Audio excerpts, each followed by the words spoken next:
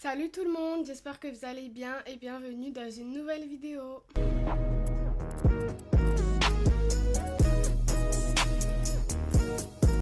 Alors aujourd'hui, j'ouvre enfin la série Back to School, la série la plus attendue, ma série préférée, votre série préférée, la série préférée de tout le YouTube game en fait. Donc j'ai décidé d'ouvrir cette série en vous faisant une vidéo sur la sixième, de tous les changements de la primaire à la sixième, etc. Je sais que ça c'est une vidéo qui m'a été très demandée. Je me rappelle que moi quand j'allais passer en sixième, je voulais regarder plein de vidéos sur ça qui montraient les changements et tout. Franchement, j'en avais pas trouvé. Après, ça date d'il y a 6 ans, je crois, presque. Il y a 6 ans déjà, ça passe trop vite. Franchement, j'en avais pas vraiment trouvé. Peut-être que là, ça a changé. D'après mes recherches, j'en ai pas trouvé non plus. Peut-être que je vais oublier certains détails, etc. N'hésitez pas à tout me dire en commentaire, je vous réponds directement. Alors, avant de commencer la vidéo, je vous invite à venir me suivre sur Instagram. C'est là où je suis le plus actif par rapport à YouTube. De la CM2 à la 6e. Donc, il y a énormément de changements. Moi, je les avais totalement oubliés parce que maintenant, ça fait longtemps que je suis passée au collège, etc. Donc pour moi c'est devenu des trucs normaux. Donc il a fallu que j'écrive dans une feuille tous les changements, etc. J'ai tout noté sur cette feuille et c'est parti. Alors déjà quand tu passes de la CM2 à la 6e, c'est un très grand changement parce que déjà en CM2 tu faisais partie des grands, en primaire, etc. Mais quand tu arrives en 6e, tu fais partie des petits parce qu'il y a les 5e qui sont plus grands, les 4e et les 3e, c'est les plus grands du coup. Donc tu passes de la catégorie des grands à la catégorie des petits. Alors à la rentrée, le premier jour, je vous dis directement pour ceux qui veulent savoir parce que moi c'est quelque chose que je voulais savoir. C'est un truc bête mais je trouvais pas la réponse. Le premier jour, vous prenez votre sac, vous mettez une trousse, des feuilles et un agenda et c'est tout. Parce qu'en fait le premier jour, vous n'allez pas directement travailler. Le premier jour, on va vous dispatcher chacun dans vos classes. Donc moi, j'ai pas du tout été mise dans la classe de mes potes, j'étais dégoûtée. Donc pour ceux qui espèrent être dans la classe de vos potes, franchement, le collège, en fait, c'est un très grand établissement. Genre, en fait, c'est plus du tout comme la primaire. Genre, c'est très grand. Du coup, si vous avez de la chance, vous pouvez tomber dans la classe de vos potes. Dites-vous que vous allez passer presque 4 ans, 4 ans au collège. Donc, juste au début, vous dites oh non et tout. Mais vous vous adaptez très vite. Et j'en suis la preuve vivante. Allez demander à ma mère comment j'avais chialé. Je pensais jamais m'en sortir. J'allais avoir jamais d'amis. Je faisais que de pleurer, etc. Mais au jour d'aujourd'hui, j'en rigole en fait. Donc du coup, le premier jour, vous n'allez pas du tout travailler, vous allez être dispatché dans vos classes. Vous allez aller dans une classe, vous allez vous poser avec votre professeur principal. Donc c'est une prof qui va vous gérer toute l'année par rapport à vos notes, si elle veut prendre rendez-vous avec vos parents, si vous voulez lui parler d'un truc personnel, etc. Vous allez voir votre prof principale. Elle va vous donner un carnet de correspondance. Voilà, j'avais oublié comment ça s'appelait. Donc c'est ça. Donc moi, ça c'est mon carnet du collège quand j'étais en 4e. Donc ça ressemble à ça. Donc du coup, devant, il y a votre nom, prénom, votre classe. Et du coup derrière il y a votre emploi du temps avec votre photo qui est obligée. Elle va vous donner votre emploi du temps. Votre prof principal va vous expliquer comment marche un emploi du temps, etc. Moi aussi au début je comprenais rien du tout mais vous vous adaptez vite. Donc c'est plus comme à la primaire où à la primaire vous avez une seule prof. Maintenant c'est plus le cas au collège, vous avez différents profs pour différentes matières. Donc il me semble les nouvelles matières que vous allez avoir c'est l'art plastique, la musique, l'SVT, la science physique. Et voilà, donc après il y a l'anglais, maths, français, etc. Histoire géo, EMC. Il y a aussi l'option latin, donc du coup pour toutes ces matières vous allez avoir différents profs, ça en fait beaucoup. Au début je me suis dit je sais pas comment je vais gérer ça, mais en fait c'est rien du tout, ne vous inquiétez pas. Comme je vous l'ai dit, vous allez très vite vous adapter. Du coup, je vous ai pris mon carnet de correspondance du lycée. Mais en gros, à l'intérieur, vous avez les absences parce que vous devez justifier vos absences à la vie scolaire. La vie scolaire, c'est un endroit où il y a les surveillants normalement. Vous allez justifier vos absences, vos retards.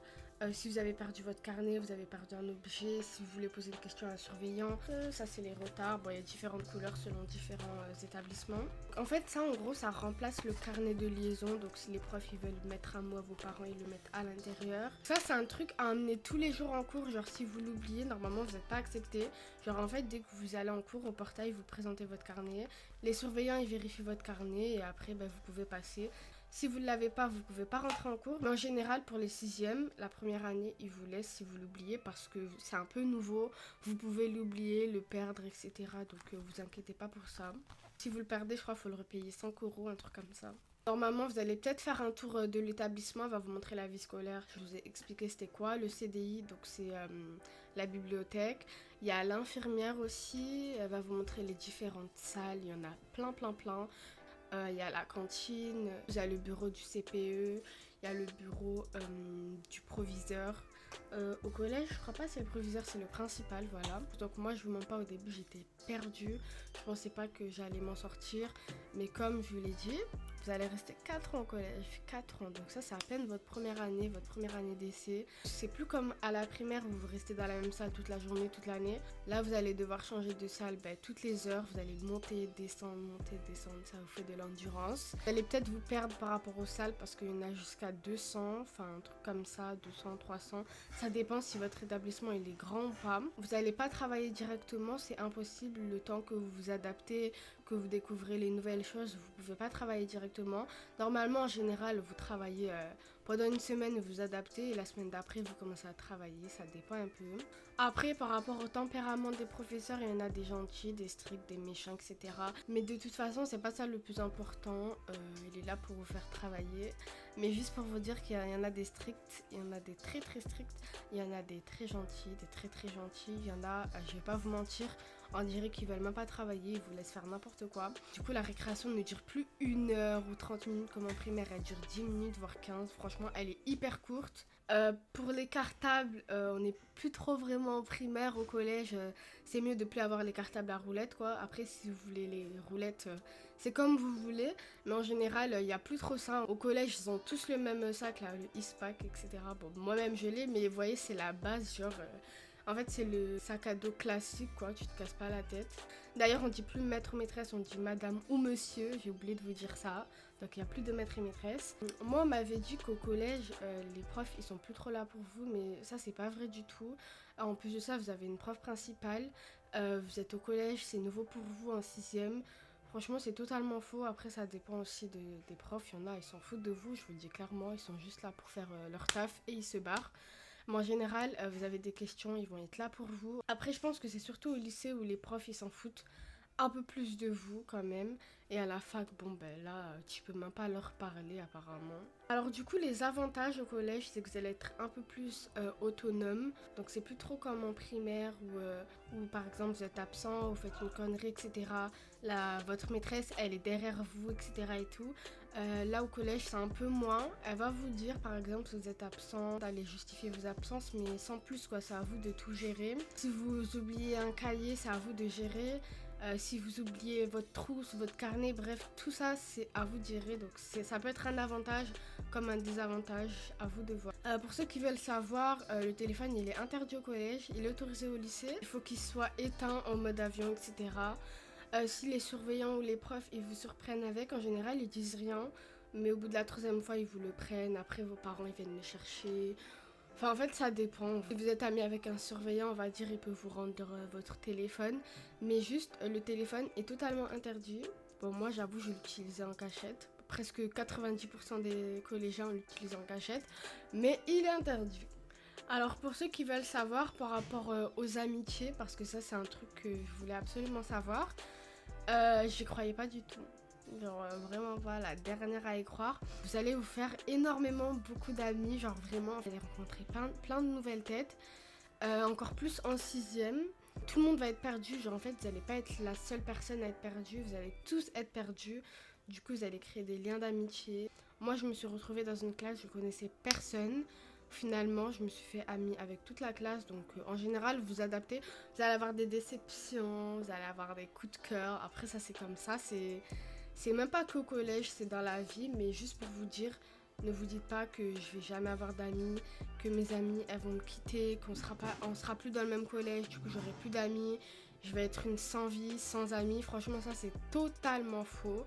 Même si vous êtes insociable, vous allez avoir des amis là-bas. De toute façon, vous allez rester 4 ans, donc vous n'avez pas trop le choix. Je vous rassure pas trop.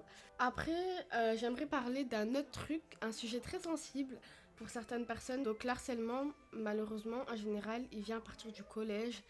Il peut arriver en primaire, mais il vient surtout au collège. Moi, personnellement, je n'ai jamais subi d'harcèlement. Je tiens à mettre les points sur les i. Si vous subissez de l'harcèlement, un truc du genre, vous allez voir le CPE, la principale, le surveillant. Vous allez voir toute la France, genre vraiment, allez les voir. Mais directement, n'attendez pas. Vous leur expliquez votre situation, etc. Après, je dois vous dire aussi que des fois, les grands, ils sont incompétents. Des fois, ils vous disent... non, mais t'inquiète, c'est juste pour rigoler, te taquine et tout. Mais non. En fait, à l'intérieur de vous, si vous ressentez que c'est de l'harcèlement, ne les écoutez pas. Si vous écoutez pas, allez voir vos darons, allez voir vos parents.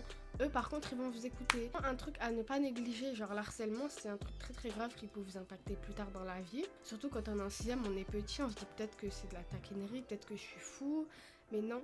Si ça vous fait mal, si quand vous rentrez à la maison, vous pleurez, vous êtes dans le mal, non, en fait, il faut aller voir directement vos parents, l'infirmière aussi, le CPE, le proviseur, bref. Allez voir qui vous pouvez. Dans des collèges, c'est très très banalisé, ils font rien du tout contre ça. Donc au collège, vous pouvez prendre des jours d'exclusion. En primaire, non, mais au collège, oui. Si vous faites un truc très grave, vous passez d'abord par un conseil de discipline. C'est là où il y aura tous vos profs qui vont vous juger, en fait. C'est clairement votre jour de jugement, le truc. Et voilà, il y a aussi les conseils de classe. C'est là où vous allez avoir votre bulletin. Et si vous subissez de l'harcèlement, notamment, vous pouvez venir me voir en privé. Vous pouvez en parler avec moi. Moi, je suis totalement ouverte au DM. Ça, c'est un sujet que je voulais vraiment aborder parce que je connais des personnes qui ont subi de l'harcèlement et c'est très très triste. D'ailleurs, si vous voyez quelqu'un dans les couloirs en subir, agissez. Moi, c'est ce que j'ai toujours fait et franchement, faites-le parce que vous pouvez en sauver plus d'un truc tout bête, hein. Moi, je voyais plusieurs personnes au collège se faire harceler. Si vous voyez une personne se faire harceler, vous allez la dénoncer directement. Genre, vous voyez son harceleur, vous le prenez par le callback et vous allez l'amener chez le CPE. À la fin de cette vidéo, j'espère qu'elle vous a plu. À mon avis, j'ai dû oublier certaines choses, mais dites-moi tout en commentaire, j'y répondrai franchement. Faites-moi même des pavés, je répondrai. Dites-moi en commentaire quel autre type de vidéo back to school vous voulez. Si vous avez d'autres idées de vidéos, fourniture scolaire, what's on my back, bref, tout ce que vous voulez, dites-moi tout en commentaire. C'est très important pour moi, c'est une série que j'adore. Mais je sais pas quel type de vidéo vous voulez sur ça. Donc faites-vous plaisir et dites-moi tout en commentaire. Fin de la vidéo, j'espère que ça vous a plu, que j'ai pu vous apprendre d'autres choses. Je répète encore une fois, si vous subissez de l'harcèlement, agissez. Si j'ai oublié d'autres choses, dites-le moi en commentaire, je réponds avec plaisir. À lâcher un pouce bleu, à vous abonner et activer la cloche des notifications, c'est très important. À vous abonner à mon Instagram. Et moi je vous dis à la prochaine pour une nouvelle vidéo. Ciao!